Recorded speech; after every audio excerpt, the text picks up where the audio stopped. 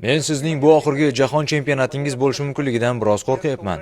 Bilmayman, balki bu Portugaliya terma jamoasi safidagi oxirgi o'yiningiz ham bo'lar. Bilaman, sizlar mening boshqa kelmasligimni juda ham xohlaysizlar, shundaymi? Meni bu yerda boshqa ko'rishni istamaysizlar. Ha, o'sha kun keladi. Sabr qiling, albatta keladi. Lekin sizga rostini aytaman. Ertaga nima bo'lishidan qat'iy nazar, bu yerda Krishtianu vijdoni mutlaqo xotirjam holda chiqadi. 100% emas, 1000%. Bilasizmi nega?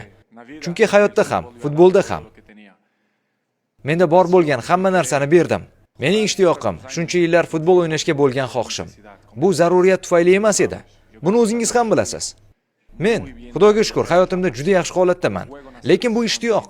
Men terma jamoada ham, klublarda ham o'ynayman. Chunki futbol o'ynashni juda yaxshi ko'raman, tushunyapsizmi?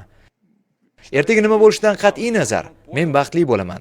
Faoliyatimning oxiriga kelib o'zimga bosim qo'ya olmayman. Sen albatta g'alaba qozonishing kerak. Bu sening majburiyating. Yo'q, hammasi Xudo qanday xohlasa shunday bo'ladi. Tushunyapsizmi? Har bir kundan zavqlanish kerak.